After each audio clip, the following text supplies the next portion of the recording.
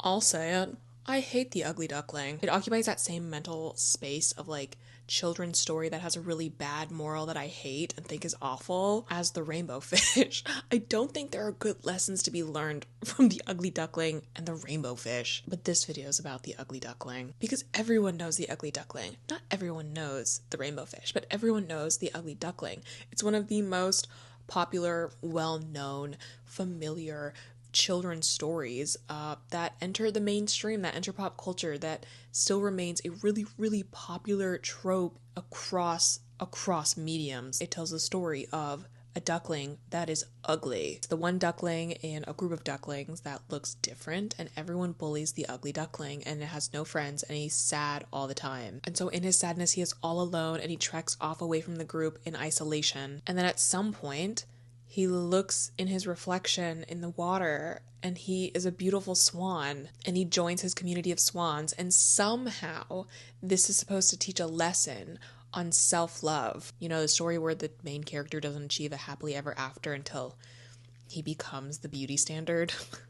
Yeah, if I started out hideous and bullied for it and suddenly became the most beautiful creature ever, I would learn to like myself more too. But this idea that the ugly duckling is even a decent story that explores self-acceptance or self-love or anything is so ridiculous. The ugly duckling doesn't learn to love himself while he's still ugly. He changes into something beautiful and then he's happy and then he accepts himself and he loves himself. And no one accepted the ugly duckling while he was still ugly. Like that's a creature completely devoid of community and happiness. Everyone thinks swans are beautiful. They're swans. I feel like the story falls flat on its own moral, and yet it's managed to be so incredibly popular and so influential. People colloquially, did I say that word right? Call people ugly ducklings when we're referring to these awkward phases in development, especially when you're going through puberty. You bring up the ugly duckling casually to young tweens who are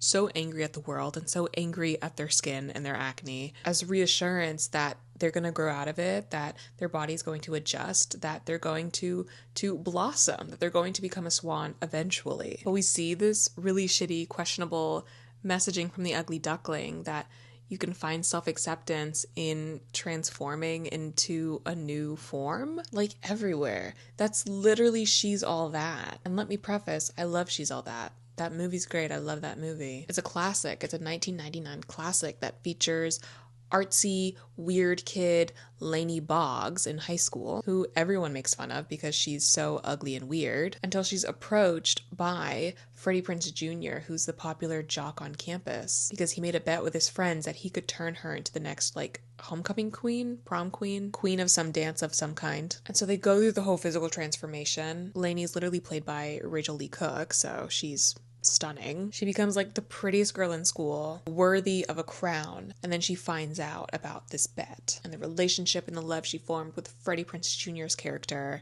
is crumbling. He confesses that his love for her became real even though their relationship is built on a lie, and they live happily ever after, and she is beautiful. My Ideas Gangnam Beauty is a pretty popular webtoon, though I don't really understand why, because I hated it. It's been adapted into its own K-drama that's even more boring than the webtoon. And also a Thai drama about this girl, this college-age girl who her whole life was ugly until she got a whole bunch of plastic surgery, and now she's a Gangnam Beauty, which is this really backhanded label where she is pretty, and she's definitely prettier than what she used to be, but her plastic surgery and all of her procedures are so obvious that it makes her a joke. She's almost unsettling to look at, and so she still hasn't achieved being beautiful in the traditional sense, but she did go through all of this work in order to improve her appearance. And she's navigating college, and she develops a romance with this guy who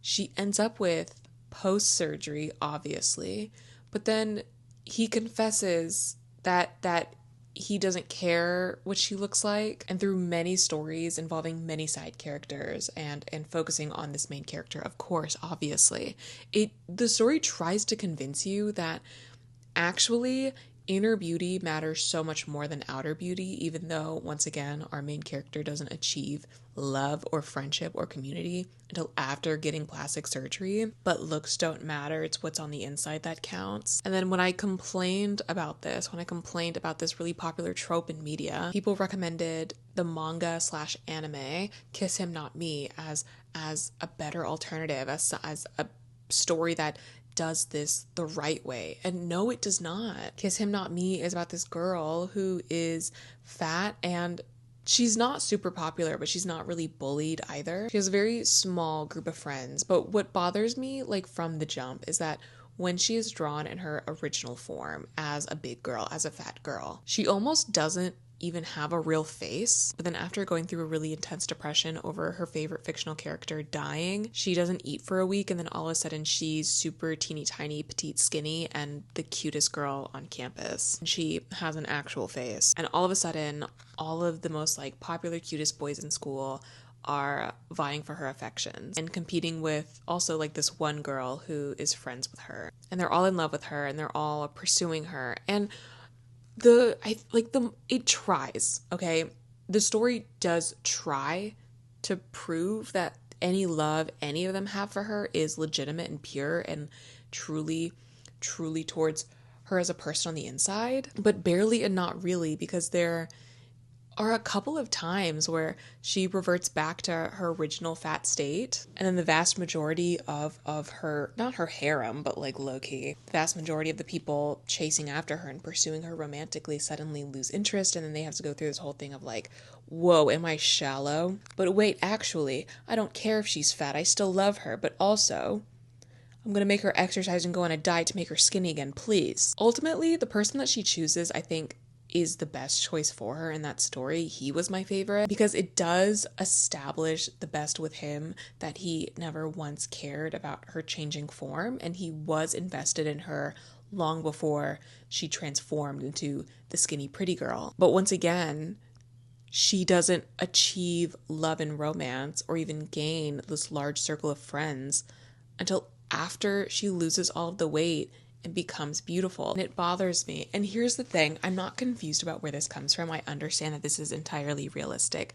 I understand that pretty privilege is a real thing and that the majority of people are chasing beauty in order to achieve their happily ever after. I know that changing your appearance, and I know that making yourself fit the beauty standard ups your chances of finding love, because more people are interested in you and you have more chances of finding a partner. We know that society is so much kinder to the beautiful than it is to the unattractive. People all over the globe for centuries view outer beauty as evidence of inner beauty, that the more beautiful someone is, the more trustworthy they are, the more that it's evidence that they are pure of heart and a good person. We attribute ugliness with evil, and this isn't new. We even had ugly laws. Like, it used to be illegal across many major cities in the US for a long time. Not that long ago, it was illegal for people considered ugly to be seen out in public. Ugly laws went into effect in the late 1860s and went on into like 1974 was when the last of the ugly laws were abolished. They were popping up in major cities all over the place. They were popping up in Louisiana and Pennsylvania and Chicago. The specific language of the Chicago Ordinance of 1881 reads, "Any person who is diseased, maimed, mutilated, or in any way deformed, so as to be an unsightly or disgusting object, or an improper person to be allowed in or on the streets, highways, thoroughfares, or public places in the city, shall not therein or thereon expose himself or herself to public view under the penalty of a fine of $1 for each offense." And $1 in 1881 was like 30 something in 2024. The ugly laws in Pennsylvania took things a step further by including cognitive disabilities to the list. So I'm aware that the Ugly Duckling stories are reflective, unfortunately, of our real immediate society. What bothers me about the Ugly Duckling and Ugly Duckling stories is its attempts to prove that this is still a story that pushes to value inner beauty above outer beauty, that these are stories about self-acceptance. These are stories trying to tell you and teach you that you just need to love yourself as you are, when once again, time and time again, you don't achieve love or happiness or anything good in these stories until you become beautiful and change your outsides. And so many of these stories like try to retroactively play on this by being like, I loved you the whole time, but these people aren't confessing or anything, and these people aren't getting friends until after they become the beauty standard or get as close as possible to it. I feel like it's very rare to have these stories of these conventionally unattractive characters and these main leads go through the actual process of building up their confidence and learning to love themselves without going through these dramatic, drastic, or even permanent outer changes. But a story that I really love that does this is Spirit Fingers. That's a webtoon manhwa that I adore that is getting a K-drama adaptation. The trailer dropped super recently, and I was starting to feel like that K-drama adaptation was a rumor and a lie just to hurt me. But I love Spirit Fingers. It's adorable. It features this young girl, this young teenager named Amy, who is the invisible child in her home. She's looking for a purpose and she's looking for a way to be special, and she joins this out of school community art class, a wide range of people from these different age groups and backgrounds who are all brought together for their love of drawing and doing these observation drawings together. So Amy joins this group and she finds community and she falls in love. And Amy's transformation, the most drastic physical transformation Amy goes through is just like changing up her wardrobe to reflect her confidence. She looks exactly the same from the beginning to the end. She just like got some new shirts, but she blossoms in her self-confidence. She steps into her own. This is a really beautiful coming of age story. I think it's one of the stronger depictions of what the Ugly Duckling is trying to do, where like it actually does have self-acceptance. There are themes of bullying. Amy is bullied severely for being like the ugly outcasted girl, but it's all about inner strength and character development. I cried when I finished that webtoon. I'm really attached to it, and part of my attachment is that it's such a rare handling of these things. Just, I wish people would be a lot more serious about what they're exploring and depicting with these Ugly Duckling stories. They're so annoying. They're so annoying.